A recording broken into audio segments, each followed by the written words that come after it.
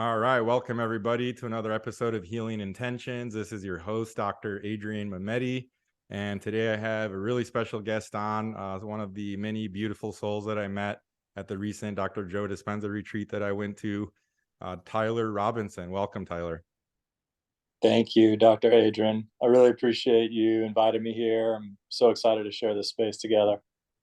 Of course, of course. I've told so many people about the retreat, and just the whole thing was worth it just for the amazing, beautiful people that I met and the soul family that I encountered and got to connect with at the retreat and afterwards. So you're one of those many that I get to record this podcast with. So I appreciate you making the time and being here with me. So really, really excited to have you and talk about your experiences, your life, your background, kind of what brought you to this point today. But let's just start off with telling everybody a little bit about yourself, a little background, kind of what is it that you do and kind of what brought you to this point. Yeah, absolutely. And I totally feel the same way, by the way. Like the retreat is a really beautiful experience, and it's a beautiful experience for many reasons, not just because of what you directly experience in the retreat, but the little beautiful conversations and introductions and connections are just like so much more than a cherry on top, Mm-hmm. but they feel like just a beautiful cherry on top. So I totally resonate with that. Mm-hmm. I'm coming to you today from New Orleans, Louisiana. It's about 80 degrees on this November 10th day. Mm-hmm. So happy about that, fine with that.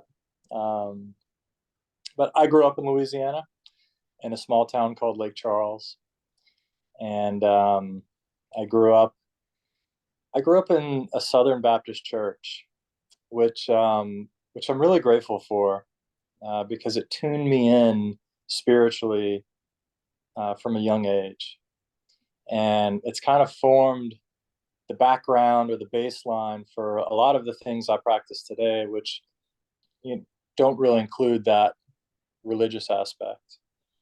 But I'm so grateful to have that background. And what I do for work is I work in commercial real estate here. I have a small brokerage and property management and development company called SVN Urban Properties. We started the company about 7 years ago, four of us. And that's been a beautiful unfolding journey as well. And it's kind of mirrored this other journey that I've gone on. And it's definitely added to it a lot of richness. Mm-hmm. And so, it's funny, connections seem to be a theme for me. And really, that's my favorite part about a lot of things in life. And my business happens to be one of those things because one of my job is to connect with people and to connect people. Mm-hmm. And I really find that enjoyable. And Mm-hmm. it's funny because growing up, I was super shy, very shy. I had a lot of worthiness things to work through, Mm-hmm. and which is where I think that shyness kind of came from, aside from just some teaching about not being braggadocious and to be humble. And I sort of interpreted that in a different way.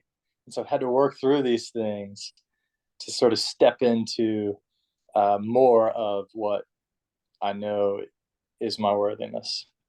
Mm-hmm. Mm-hmm. Wow. Yeah, that makes sense. Thank you for sharing. What So I'm just curious, what got you into the real estate world? Have you always been into that, or like how did you get to starting your own commercial real estate firm? Yeah, yeah, for sure. Yeah, my dad was a dentist and my mom sort of helped run the office. And so I didn't have a background in it. And I didn't really know that I was interested in it until I began to take Architecture 101 three separate times in university. Mm-hmm. I went I went to Yale, and at Yale they have what's called shopping the classes. And so the first 2 weeks at each semester, you kind of can sign up for whatever class you'd like, aside from the ones that you have to take. And so you can just kind of load it up and try some things on. And each time I thought, all right, I love design and architecture. Actually, being on campus with all of the different styles of beautiful buildings, ranging from modern and new to what you think of when you think of Yale's campus, the old school, beautiful cathedral style buildings, Right. kind of in awe. And I thought, like, stuff is really beautiful. I've never noticed buildings like this, and be cool to somehow get into that. And architecture was very attractive to me as a vocation. And so I went in for the first time. I think I attended 3 classes during those 2 weeks, and it got into like the math and drawing part of architecture, and I was like, nope, I'm out. Uh-huh. That's not my vibe. And so then the following semester, I was like, I got to give it one more try, and so I did. And I think I went to 1 class, and then I remembered, and then left. And then the third time, my sophomore year, um, I was kind of like the nail in the coffin for me as far as architecture was concerned. Hmm. And so as time went on, I kind of realized, well, I don't have to be an architect, but maybe I can work with architects one day. Hmm. And it took a long time, but I'm at that point now where I'm working directly with some great architects here in New Orleans, and it feels really cool to have completed the circle, but have only gotten to the starting point at the same Mm. time. Hmm. Hmm. So that's kind of the story of like what brought me into real estate. When I Hmm. graduated from college, I started out as an appraiser, Mm. which it was an interesting role. It was fun, and it was rewarding monetarily and Hmm. also with time off. Hmm. And so I resonated with Uh-huh. it. Sure. It was also sort of the bottom of the totem pole a lot of times in terms of this industry. And I Right. don't mean that hierarchical level, but it's just that there's basically 2 sides. There's the bank, and then there's the client or the developer. And at some point, they're all going to hate you. Right. And so while I really enjoyed that work, and I did it for 8 years, um, I uh, I wanted to move. I wanted to kind of get on the other side of the desk, Hmm. and so I went on the real estate sort of development brokerage route. Hmm. And yeah, very very fun and challenging work. Have you always been on the commercial side, or did you start residential and transition to commercial, or how was that journey? I've always worked with commercial properties. Although when I first moved to New Orleans, I sort of accidentally started flipping houses. Uh-huh. I bought a house at auction, and I thought that my girlfriend and I at the time would get married and live in that house. And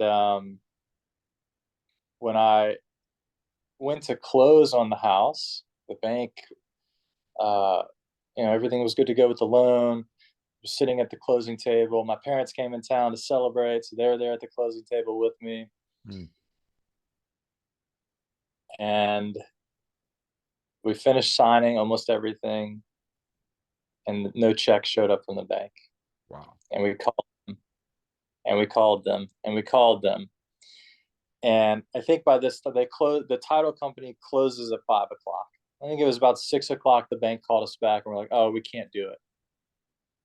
We can't Whoa. do this deal." So I'm scrambling because I've never done this before.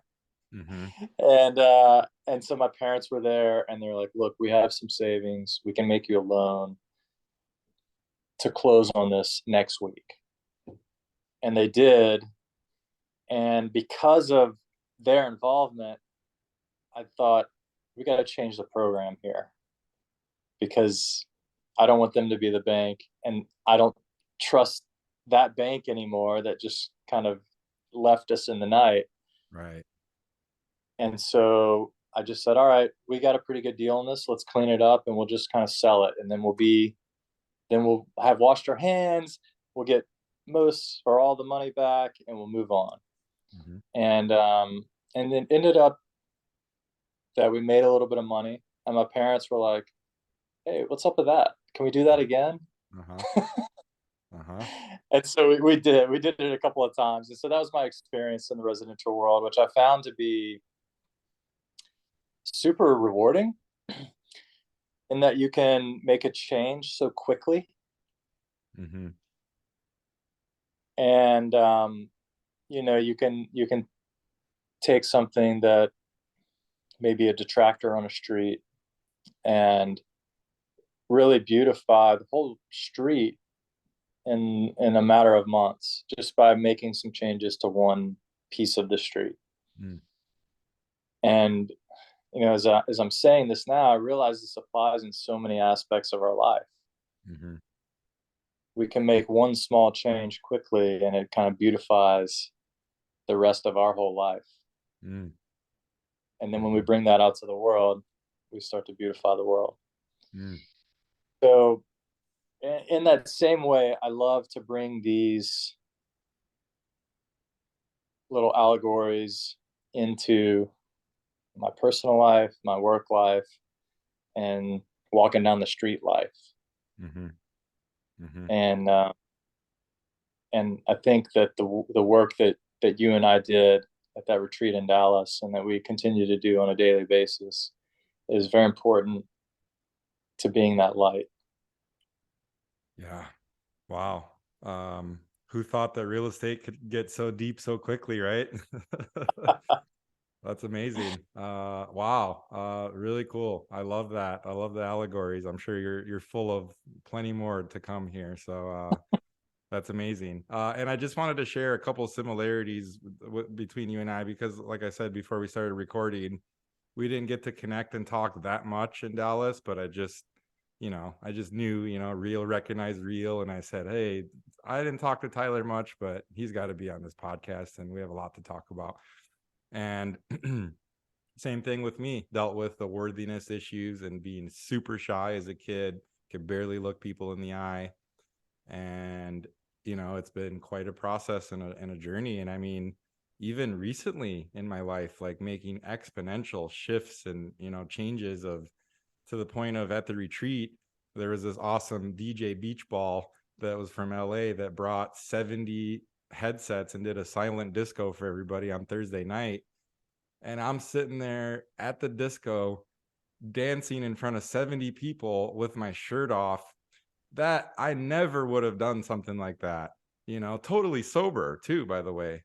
I never would have Yeah. done something like that even a few months ago. So just, noticing little things like that and just the progress that I've made is really amazing. And I guess the point is, if we can do it, then anybody can do it, so it is about that, being that light and that example for others and that daily work that we do. So very much resonate with that. And then also I've done a lot of random different jobs in my life. I've been kind of all over the place with this and with that industry and with this, job and many different aspects of sales. The core skill set I would say that I've really developed is sales, professional sales in many different industries. But one of them for a brief stint was commercial real estate for office space leasing in downtown Chicago. Oh, wow. Yeah, Wow.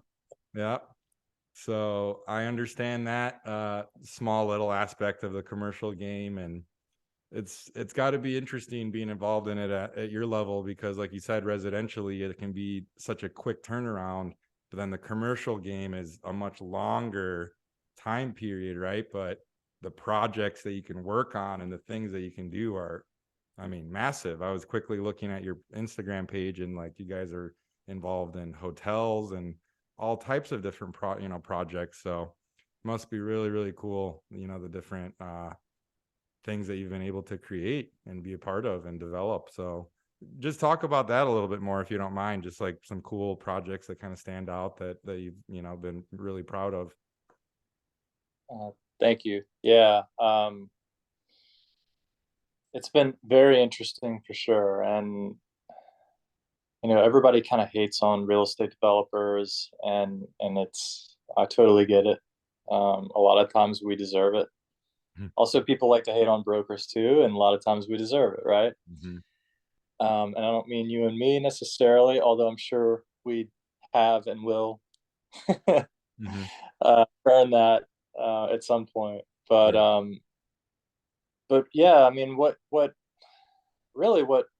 we do is we see the world just in a slightly different way, right? Where somebody sees an old dilapidated piece of junk building, I see like so much potential. Mm-hmm. And one of the projects that we're working on right now that we're just finishing up actually is just that. We came across this property near one of the main hospitals in New Orleans. It's like a 35 unit apartment building Mm-hmm. that this guy built in the 60s and just owned it forever.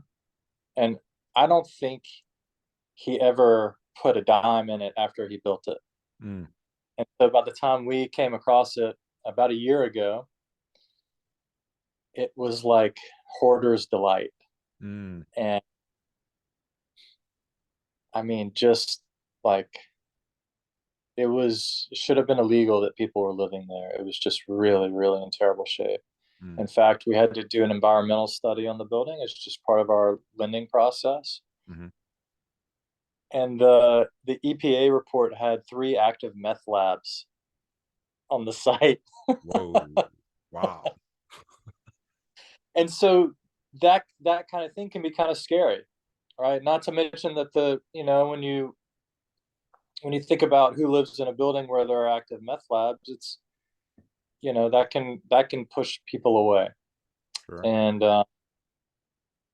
And so we're either dumb enough or brave enough to sort of go in and think that this building's worthy to be restored back to its former glory.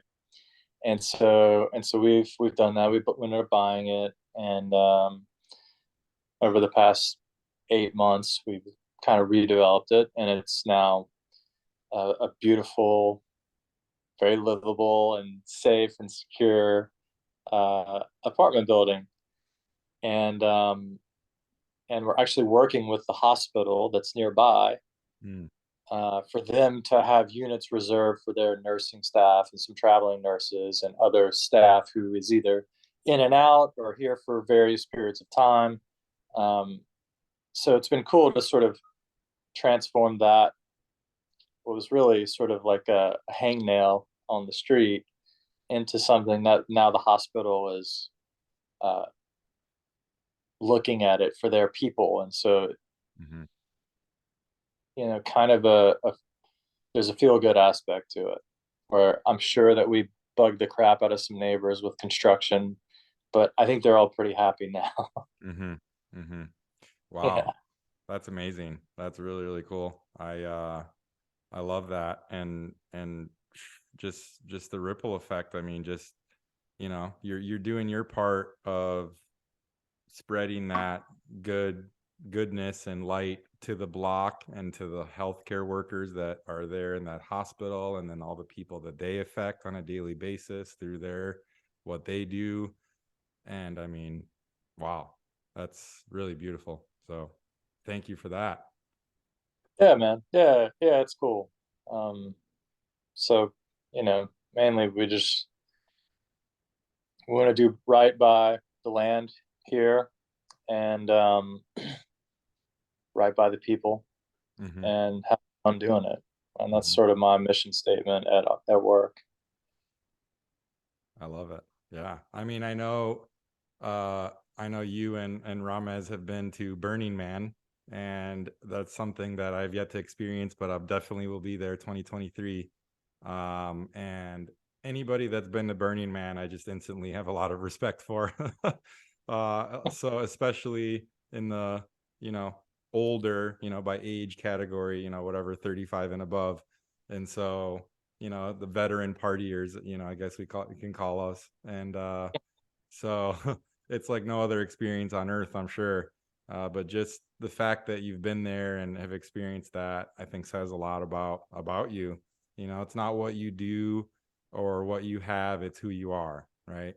And I think that just who you are, I can already tell is a really special soul. So thank you for who you are. Thank you, brother. Yeah, and I'll just say that Burning Man was kind of a dream for a while, and I was super grateful to actualize it with Ray and a couple of our other friends, and to be there together then with them was very special. But there are a lot of aspects of Burning Man that remind me of what we experienced at Dispenza. Mm-hmm. And really, at the root of it, it's that in both of those two events, people are walking around with an open heart. Mm-hmm. And when I have an open heart, I'm going to be much more likely to say hi to you if our eyes happen to catch, right? Right. Or you're doing something that looks interesting. I'm going to walk over and like see what's up. Mm-hmm. And I find that that's a parallel between both of those events, and it's just it's sort of like they're both peak experiences. Mm-hmm. And so when you're in those moments of those events, it's so easy and so natural and flowy to go and connect with people. Whereas if you had never gone to that event, it may not be. And so what those peak events do for me, and I carry this with me into them intentionally because I know it's going to be the case. Like Mm-hmm. any peak event, I remember the feeling of what it was like when I go home. Mm-hmm. What was it like when that person caught my eye and I went and said hi to them, and it led to this insane connection. And when I go outside, if I carry that remembering with me, it makes it so much easier to draw that experience to me, or to like go intentionally and say hi to the person that's sitting by themselves, or help the woman, the person crossing the street, the old lady or whatever. Mm-hmm. Mm-hmm. And to do it with a smile and with no expectation of having that revelatory experience, but just to do it because it's nice. Mm-hmm. Totally, totally. And no coincidence how many times did Joe through the retreat say, "Remember this feeling." Yeah. Right? Yeah. I mean, he's Doing us. that's the intention, I think, of he says that in a lot of his meditations, or remember the feeling, because during the meditation you're in sort of a like a mini peak experience. Mm-hmm. And if you're visiting that experience over and over again, and then he also asks you to review it afterwards, Mm-hmm. which is kind of like the remembering of the feeling, Mm-hmm. right? And I just think it's so brilliant that he knows that, and he's programming us to go back and remember it because it's so important. It's so easy to go to one of these events and just have the most beautiful experience, and then go home and everything's stressful, and you get sucked right back into your patterns. Mm-hmm. So I always tell people when they're considering something like this, or if they're considering psychedelics, or all the things that we can consider these days that are along these lines of a peak experience, that are transformational. Mm-hmm. I use quote transformational. Mm-hmm. Is that the work starts when you get home or when you leave the experience. Right. Yep. So it's like the most critical part, and most people are talking about that in all of those elements. But when you leave Burning Man, I mean, you're out in the wild, right? And you may have left your open heart on the dance floor. You may have not. Mm-hmm. Wow. Yeah. I mean, peak experience is probably an understatement for for Burning Man and for Joe Dispenza I can speak for. But yeah, wow. So to follow the Dr. Joe Dispenza thread, what brought you to him and his work? What's your story with that, and how did you end up, and when was your first retreat with him? Yeah, thank you for asking. My girlfriend had Becoming Supernatural, and she had read it, and I remember her reading it, and I was interested in it, but I never ended up picking it up. And then a couple of our friends who we're really close with, a couple, they came in town to visit in New Orleans about 2 years ago, and they were planning to go to one of the retreats. Mm. And so then I got started asking questions, and they're like, "Oh, we have some of the meditations. Would you like to do one?" And so we did the morning meditation. Actually, we did the evening meditation together because we were about to go to bed, Mm-hmm. and it was just delightful, Mm-hmm. especially with that crew. Mm-hmm. And then the next morning, we did the morning meditation, and from that day onward, I just started doing that morning meditation almost daily. It wasn't daily practice at that point, but it was very consistently, Mm-hmm. and it just felt good. I didn't understand. He asked you to kind of put your awareness on the space in the center of your brain and the center, and your throat and stuff. And I didn't.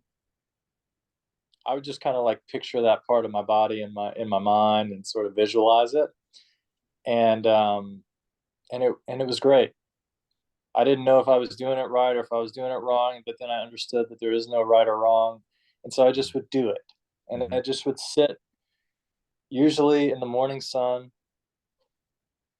for those 25, 30 minutes, however long that meditation is. And I would just do it, and I would love it. And I would do it in a park right by a busy coffee shop. And so I'd always have people, they're like, "Hey, man, what were you doing over there?" And I'd have the opportunity to be like, "Yeah, this is my, I get to meditate in the morning in the sun, and here are the benefits of the meditation, and here are the benefits of the morning sun." Mm-hmm. And just kind of, you know, who knows what little seeds were planted with me doing that. Yep. Uh, and so that was kind of my introduction to Dr. Joe. Mm-hmm. About a year after doing those meditations fairly consistently, um, Ramez and one of our other friends, Rudy, and my girlfriend Lauren and I and another friend, Kat, decided that we wanted to go to the Cancun retreat in January of this year, 2022. And Okay. so that was my first retreat. And man, it was amazing. Mm-hmm. The same beautiful souls that you and I met here in Dallas at this past one in October Mm-hmm. is the same, like, number and caliber and just beauty of the people that I met in Cancun. Mm-hmm. And Cancun's actually pretty interesting because of the location, it attracts a little bit more of an international crowd. Mm-hmm. And so that was really cool. I Mm-hmm. met a guy from Austria. I met a bunch of people from Mexico, of course, and South America. Mm-hmm.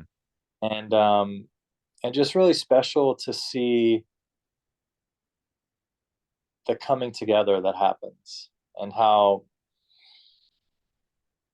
borders disappear and politics kind of disappears, Mm-hmm. and we just all become humans together, of exploring ourselves and each other.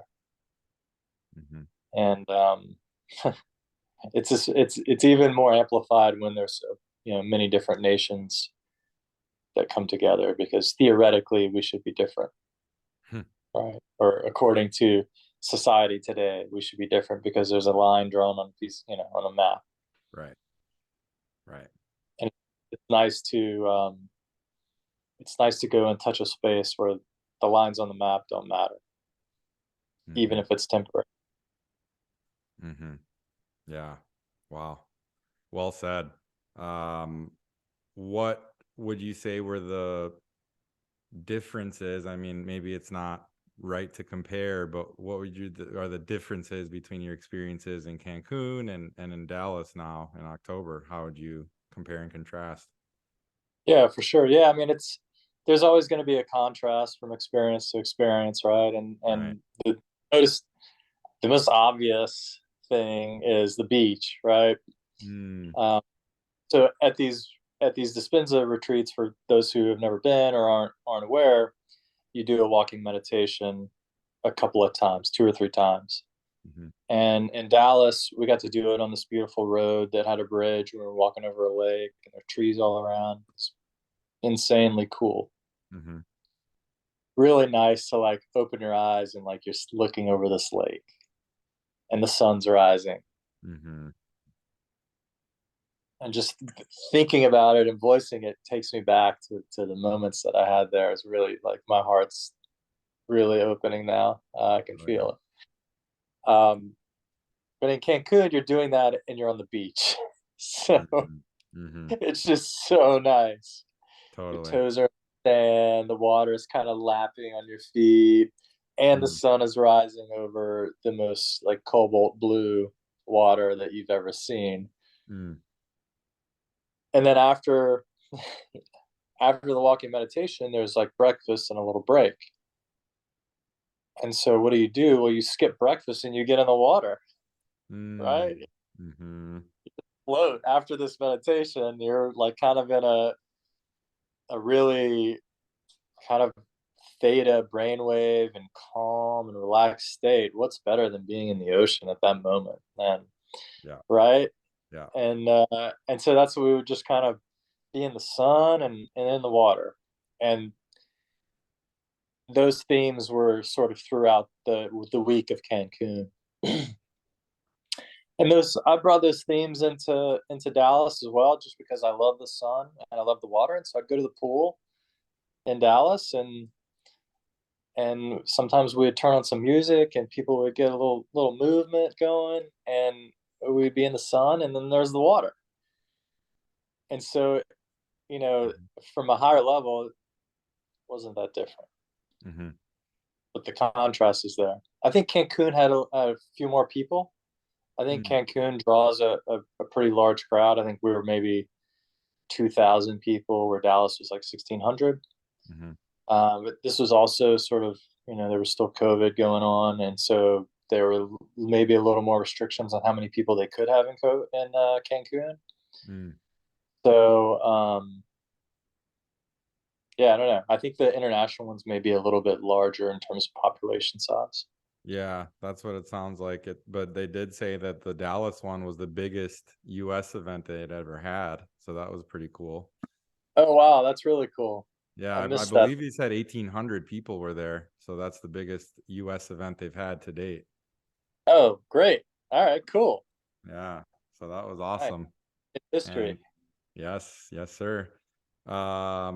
Wow. So you mentioned in there a while back about peak experiences and psychedelics.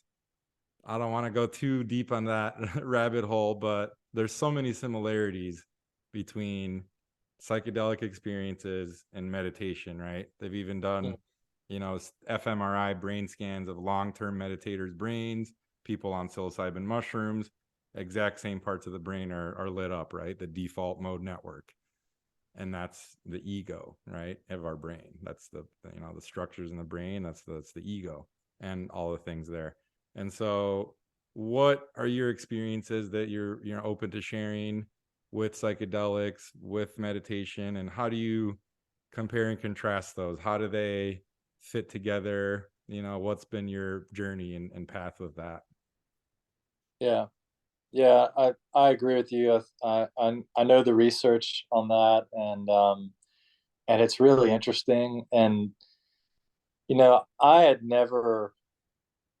didn't even drink until I was in my mid 20s, and so I I had done very much exploring of consciousness other than like sports, which is a way of exploring your consciousness because you really can push yourself. Hmm. And so I I I didn't have these experiences that people talk about when they're in, high school and college, of where, which is where you hear the most about. I had this terrible experience with psychedelics, Right. and didn't have that background, and I didn't have like a party experience with really anything, um, until very late in my life. I'm 41 now, and so only in the past few years have I even opened my mind to the possibilities, Mm. including meditation. I've been meditating for maybe 5 years now, Hmm. and practicing yoga for maybe 12. Hmm. So my my experience with meditation up until fairly recently was a 5 to 15 minute kind of just sit with my eyes closed thing, Hmm. usually in the sun because I love the sun. Um, and it was very rewarding, but it has changed a lot. And so I'll just kind of share one experience that informs my meditations now, Hmm. because it was a pivotal experience, and Hmm. I go back into that space quite a bit. And that was a ketamine therapy session with a local doc in town who and met at the retreat. Oh, yeah, of course she'll be on the podcast as well, Dr. Mesa. Yeah. Amazing. Dr. Mesa is just, I have such a big heart for her and Jeff and Me their too. daughter Jasmine. Me too. Absolutely Yeah, amazing. Yeah. really amazing people. And so, yeah, I got to do a ketamine therapy session in her office, Awesome. uh, which was amazing because I felt so held and safe, held in her beautiful space that she creates, and Hmm. very safe with the medical setting, Hmm. and and the licensing and everything that goes with it, Hmm. and the blood pressure taking, and all the vitals, and those like kind of data points were such a nice compliment to the loving and beautiful space that she creates. Mm, And your listeners will be blessed by that shortly. definitely. Yeah. Yeah. We're recording next week sometime, so stay tuned. Amazing. Yeah. Cool. And my experience was really really profound for me. um, we did a breath work beforehand, sort of a 30-45 minute of the two-part breath, the belly, chest, and out, Hmm. which I've had very deep experiences on the breath. And I put breath work right in the same category as another psychedelic, Oh yeah. um, because I've had some super really deep and psychedelic experiences with the breath. Hmm. And so this was a combination of the two. And so we did the breath, and I had this powerful experience. And I realized, as I was coming back into my body after the experience, after the breath, it took me a little while because I had gone deep and far into the nothingness. Hmm. And as the breath work ended, I'm like, oh man, I got to go to the bathroom. I was like, but I can't get up yet. Like I don't I don't, my body's not that back yet. And so I'm kind of start moving a little bit, and I open my eyes, and she's like, I'm laying on the ground, open my eyes and kind of look over, and she's like, you ready? And so I'm Amazing. like, all right, let's go. And so I'm like, okay, yes, yes, I'm ready. And and so it was an intramuscular Hmm. in the arm, and so she gave me the dose, and I think it was 100 milligrams, and it came on. It was very quick. I could feel my body getting warm, and my lips started getting a little bit numb, and I was like, all right, here we go. Here comes the experience. And my last thought, as the medicine was coming on, it was, and pardon my French here, but it was, well, if I shit myself, I guess it'll be okay. Yeah. That was sort of my last thought, was this surrender moment going into the medicine. And it turns out that that was kind of the theme of that experience for me. And I'm looking back on it, I'm thinking that I created that theme by surrendering to to that possibility as I was going in. Mm, And as I look back on it, I'm like very grateful that I did need to go to the bathroom, and that happened because it led me down the path of surrender, mm, which I'm coming to understand on a daily basis. I get reminders of like the power and importance of surrender mhm, in many ways.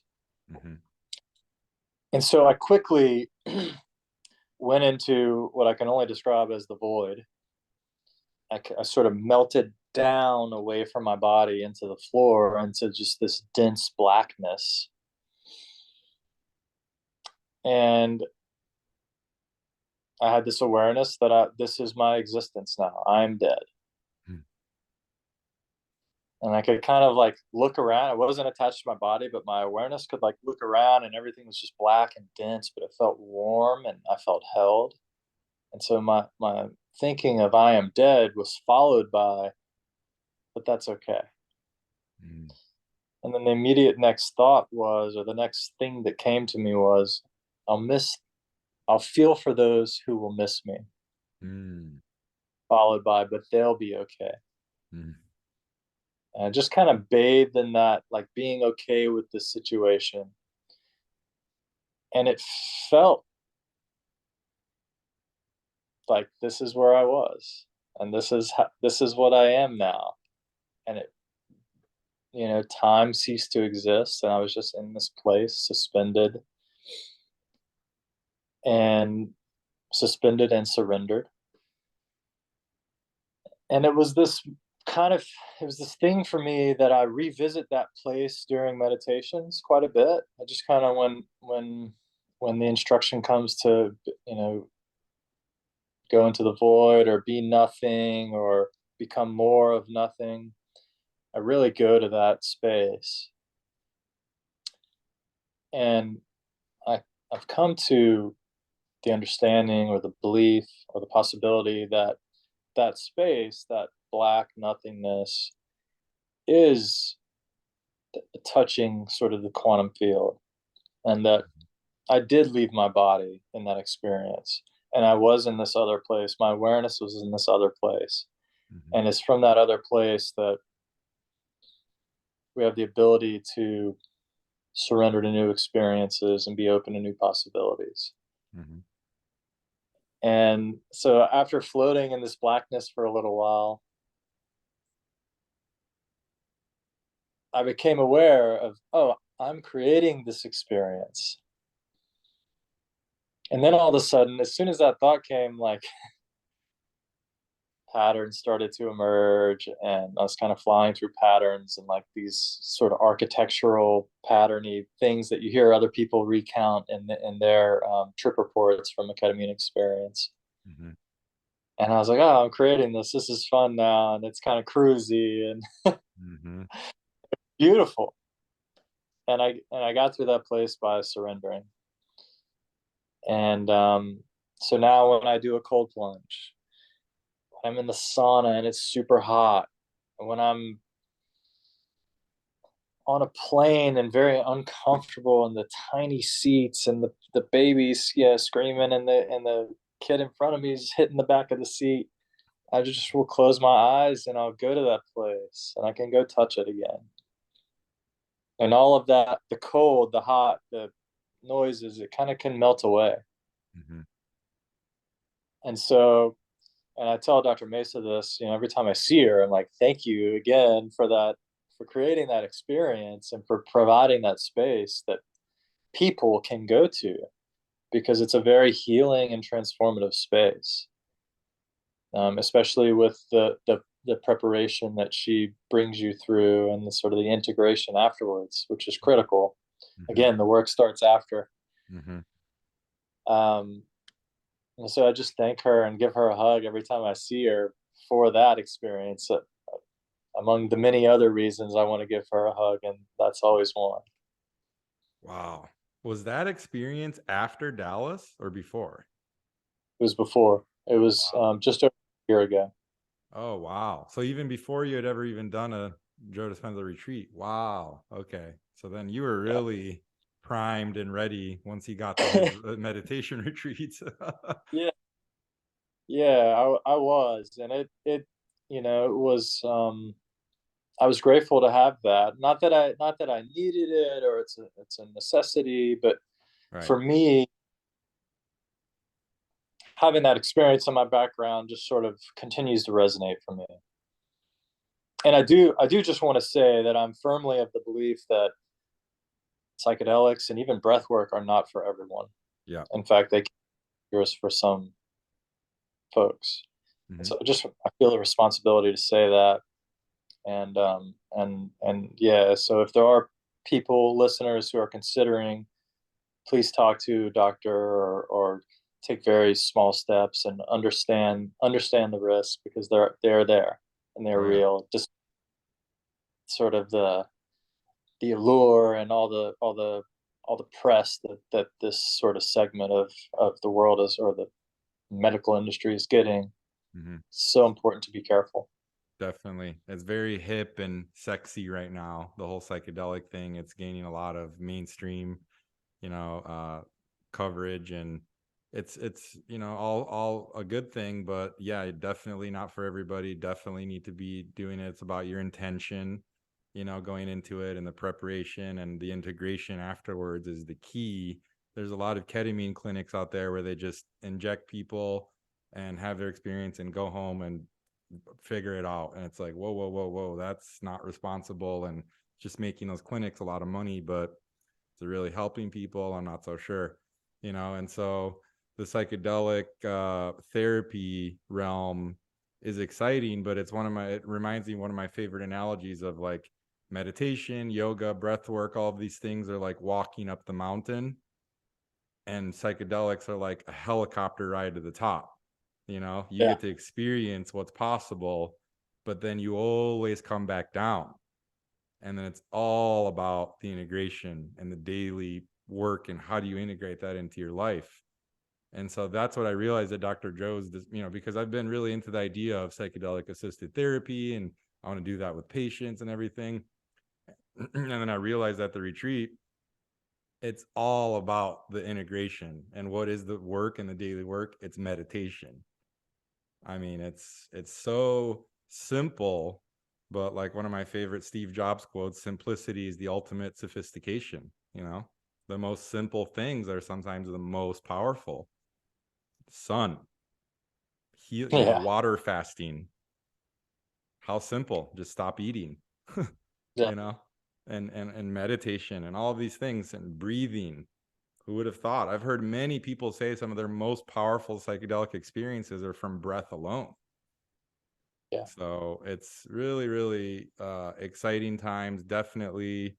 Uh, Another thing, that awesome boat party that we had after the event, that I was so grateful to be on that boat. Such a special, even further raising of the vibes after the retreat. It was like, wow.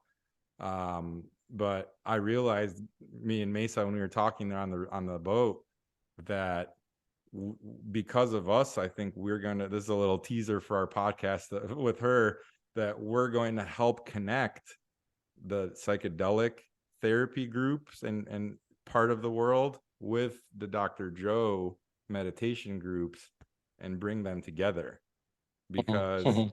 a lot of people get there by meditation alone, right? But sometimes people need just a little push, just a little reminder. And Yep. it's not something like the pharmaceutical industry right now, where take this and you have to take it every day for the rest of your life. It's not like that. Totally different. Sometimes you need it once, sometimes twice, three times, whatever it is, and you get the picture. Like Alan Watts says, once you get the message, you can hang up the phone. you know and so Yeah. I'm just super excited about all of it, and one of my passions is bringing the truth about all these different topics out to people through this podcast, through all the different things.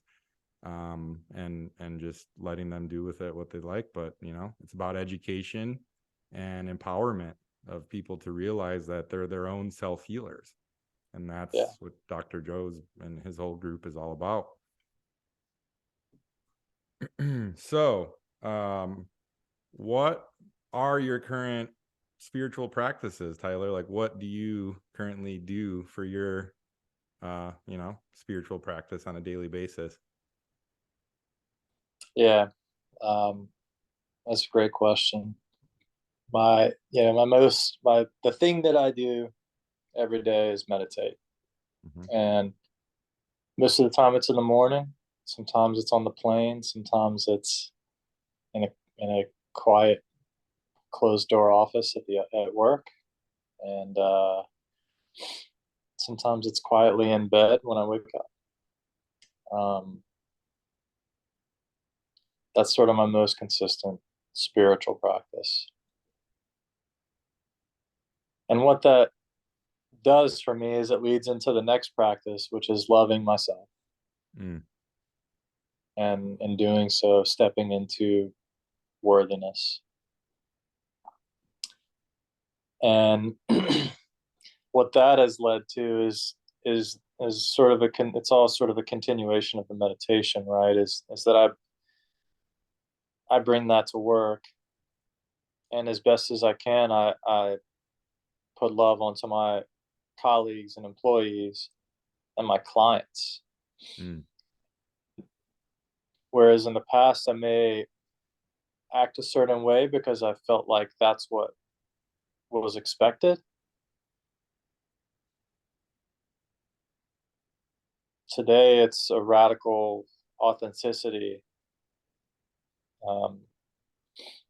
because that's what I am. And I mean, we still play roles, right? Part of what I do is negotiate, and if I negotiate every aspect of something with just a totally open heart, I may not get the client where they want to be. And so sometimes you got to put on the costume a little bit and play the game. Right. But in those moments where I'm having lunch with a client or touring or talking about stuff with my client, I found vulnerability to be a strength. And so part of my practice is to be able to be vulnerable around men, around women, around business people, around kids. At work, it's, at home and with family. And that was something that I really took home from Burning Man this year. This year is my first Burning Man experience, and I just realized that because hearts were open, people were vulnerable, and it made for this beauty. And so I decided that I just wanted to carry that home and sort of embody the vulnerability where it fits into sort of the everyday in the default world. And it's been nice. It's been nice to carry that. And so if I wasn't meditating, I probably wouldn't have picked up on that, because I've garnered more of an awareness for the subtleties of life and sort of the difference between being open and vulnerable and not. And so my spiritual practice is really sort of all the stem growing from the roots of meditation. Beautiful.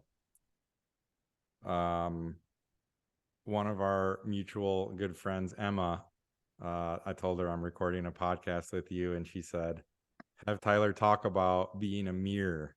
That's a favorite topic of yours, or way of being. So, and she sent me your Instagram post from Mardi Gras where you had the mirror.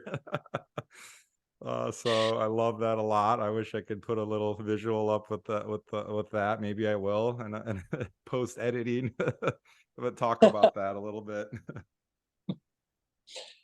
Yeah.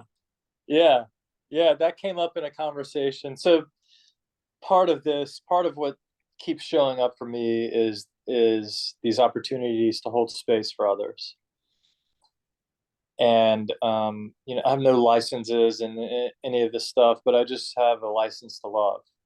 Mm, And um, and so I've had opportunities where people have felt vulnerable enough to share with me some things, and so I've gotten to share with them. And yeah, really, it just gives me an opportunity to be a mirror of love. Because really, like, when I'm looking at you through this screen right now, if you're sitting next to me looking at you in person, like, I'm just a reflection of you and you're just a reflection of me. And so this idea of the mirror is just to say, when I'm sharing something with someone and I'm coming from a loving place, like, I'm literally just holding up a mirror saying, hey, guess what? You love yourself, and it's okay. And it's okay to love yourself. mhm, And I love that practice. I love the I love carrying the awareness of that, because then when I'm confronted with an energy that is challenging, I can remember that there's a mirror involved and that I have the ability to reflect back something other than the energy that's coming at me. mm, And when I remember that, it's really nice.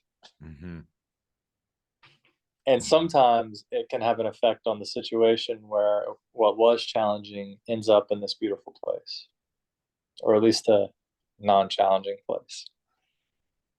mm, And I've got to I've been so blessed with having Emma in my life, and I've gotten to be a mirror for her.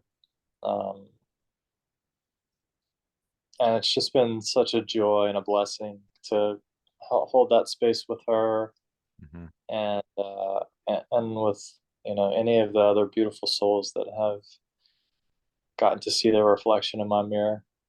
mhm. Definitely. Yeah, I got to really know Emma. We hung out quite a bit in Dallas after the retreat, and yeah, she's awesome. I'll actually be recording a podcast episode with her next week as well. Um, Yes. so Wow. yeah, she she's so funny. She put her name in my phone as Emma Dispenza's prodigy. Because she's, aiming to get her PhD in neuroscience and really go down that path deeply.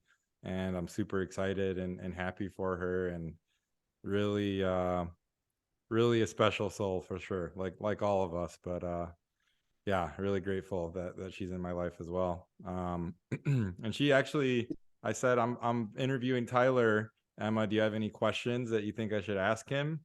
So I wrote down a few questions, if you don't mind. So shout out Emma, and it's gonna come through her to me. So Beautiful. what are ways that you cope with daily challenges? Mm. Wow. Thank you, Emma, for this lovely question. So it kind of goes back to what I do on a day-to-day basis with work, right? That abandoned, uh, you know, dilapidated building, right? That's a challenge. And if I can look at my challenges through the same lens that I look at when I have on my real estate developer broker hat, I can see that it's going to take a lot of work to turn this building into something that is habitable or can house a coffee shop or whatever. It creates a space for humans to connect in. If I can look at all my challenges like that, whereas I may screw something up and somebody may get mad about it. Mhm, Well, it's such an opportunity to explore myself in that moment of, like, okay, I screwed up here, and like I've given someone the opportunity to get upset. How do I want to how do I want to respond here? Do I want to join the upset, or do I want to, own the error that was made and sort of help work through it? mhm,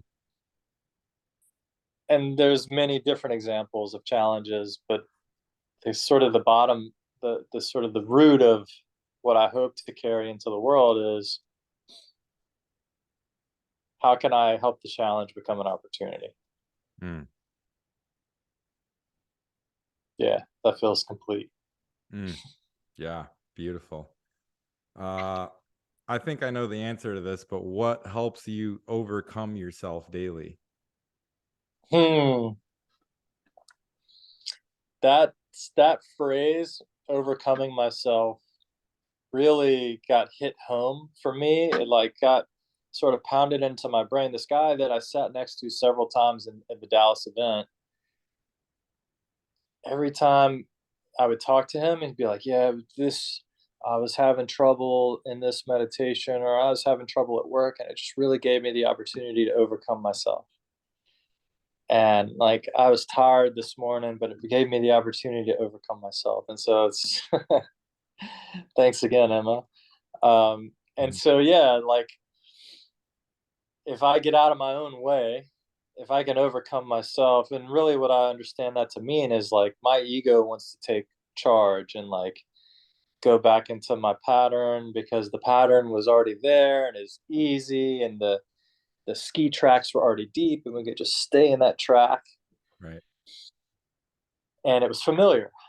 Those Mhm, tracks that I laid down of patterns and programs are very familiar to my brain and my body. mhm. To get out of those tracks, even a little bit, took a lot of work and takes a lot of continual work Yep. to overcome myself, my programs, my patterns. And the things that help me with that are meditation, breath work, and sort of like looking at the mirror of myself, and like literally looking at the mirror and realizing that my heart is beating for me right now. My lungs are breathing for me right now. My vascular system is like allowing blood to flow through me right now. And all of these things are what are creating this moment where I'm standing here looking at that happening. Mhm. And it's just a little step back. And all of a sudden the me that was there a moment ago is overcome. Mm. But it's continual. Mhm. Mhm. I like to say, we feed our body every day, right? It only makes sense that we need to feed our mind and our soul every day as well. It's an everyday process. It's not like, oh, I ate once, I'm good. I meditated once, I'm good. It's like every day, every day. That's why Dr. Joe's work is like start your day like that. And once you're in that elevated, emotion and with the clear intention, it's like, how do you think your day is going to go? A Yeah, lot better. absolutely. So a couple more, and then I know you have a meeting to get to, so I want to be respectful of your time. But what inspires you? Huh. There's so many, I mean, there's so many people I'd like to think. So, the sun shining on my skin inspires me. Um, People doing big things inspire me. Like Dr. Joe getting on the stage and talking for hours on end without even taking a sip of water or a breath is like, what's going on here, man? Yep. Yep. Mhm. People that are willing to overcome themselves and start a podcast inspire me. Um, People that continue to show up for themselves. That's a big thing. That's a big thing. People that are willing to reach out for help Mm, inspire me. mhm. One of the things I did at Burning Man was I volunteered for Zendo Project. Oh yeah, I did the Zendo project training. Yeah. Yeah. And so I got to do the training. And Awesome. one of the things that stood out to me at on the playa at Zendo was that people were there and reaching out for help. They knew like there's this place I can go and they'll take care of me. Hmm. And it's okay. Hmm. And and it's it's still challenging to do there with all of the open hearts. And I know how much more challenging it is in the default world to reach out and ask for help, because it's something that we're taught not to do, that we need to toughen up and, deal with our shit. Hmm. And, we've just been fed that lie. And so people that ask for help really, really inspire me. Mm. Wow. Well said. I agree 100% with all of that. Um, wow. So, what does the future look like for Tyler Robinson and company? What do you envision when you envision that future in your meditations? What does that look like for you with real estate, with personal life, like with everything? Emma mentioned something about you starting a new business as well. Little teaser for that. Yeah. Yeah. So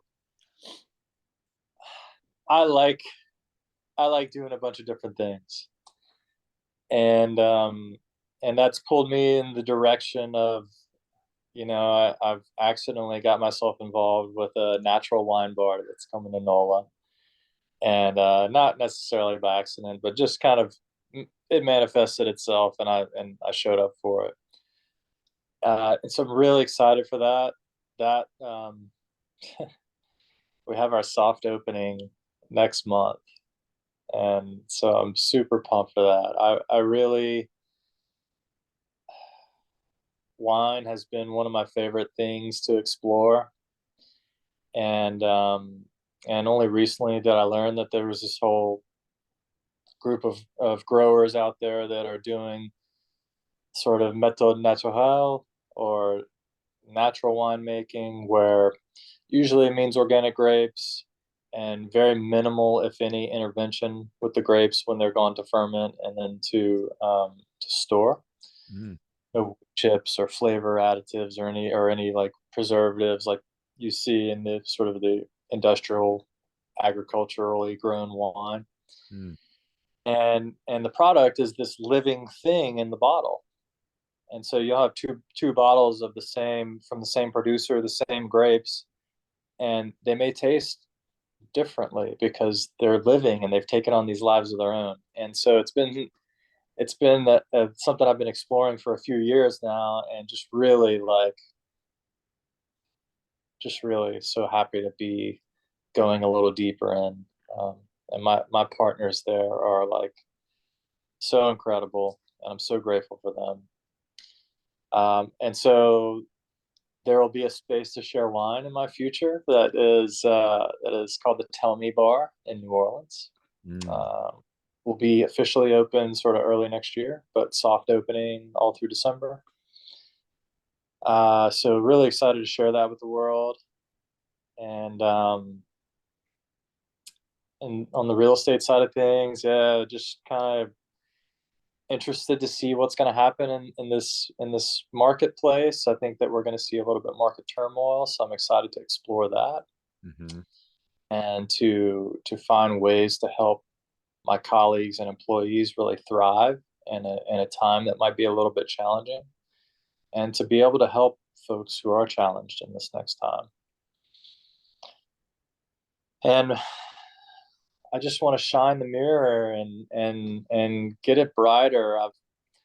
Part of what that mirror costume at Mardi Gras was for me is it was a figuring out that part of part of what I want to be for others is like a loving confrontation. Mm. And sometimes the mirror is confrontational, right? I may not like my hair today, right? Right. And so I throw a hat or whatever. I may not like, you know, the way the shirt looks on, so I change. Right. My Mardi Gras costume was a literal manifestation of that, where I put on a bunch of sparkly stuff and literally had a mirror on the front and the back. And on the front, it said, "The love you seek is here." And it Mhm. was and it was like a circle for the people's face that were looking at it. And on the back it said, "Look how beautiful you are." Wow. And it was a fun costume, and it was also like I had people crying and people thanking me, and it was Mm, like a reminder of like, okay, this is your space. This is the space you're meant to create. And so to wear that costume, even when it's not physically on me, is sort of like that's my future. mm. Wow. Amazing. I love all of that. And funny about wine, you mentioned, I don't know if you caught how many times Dr. Joe mentioned wine and how much he loves wine. I mean, it was funny. That guy is a comedian, first of all. He's a stand-up comedian, whether he realizes it or not, but he freaking loves wine. So I'm sure Yeah. he would love to have some of your wine from the Tell Me bar, no doubt. And I never resonated with alcohol the same, but for me, the equivalent would be cannabis. I have a very special relationship with that plant, and I didn't touch it till I was 26 years old. So similar in your story of like I wasn't young and partying and I barely drank that much, you know. And then I discovered cannabis and I was like, "Whoa, we've been lied to about this plant. It's so amazing. It's been used as a powerful healing plant all around the world for thousands of years." So I'm one of the biggest activists and passionate, people that you can ever meet about cannabis, because once you understand your body's endocannabinoid system, and it's how it's literally the conductor of the orchestra of your entire body and hits all of your physiological systems, it's kind of hard not to be excited about it. So Yeah.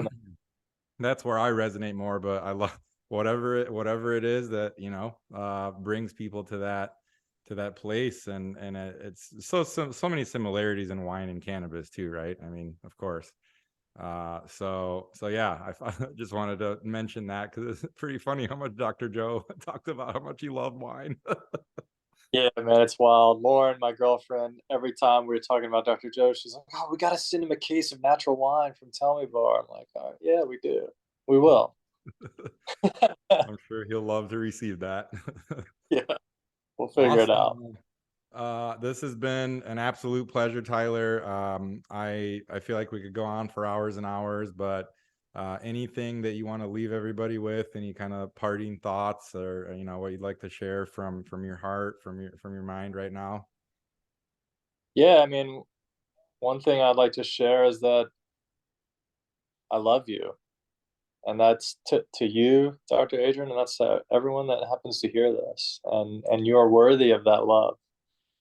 And as I say that to myself also. And and for those out there who feel like some help would help, just ask. The people around you also love you and would love nothing more than to come and help you. And so just as much as it may be fearful or may incite fear to ask for help, just do it. The people around you love you. Mm, I love you too so much, and thank you again for who you are. You're just so amazing inside and out, and really can't wait till we hang out at the next Joe Dispenza retreat, or at Burning Man, or at all of the above. Yeah, brother. Likewise, I can't wait. Thank you so much for the space. Thank you. We'll talk soon.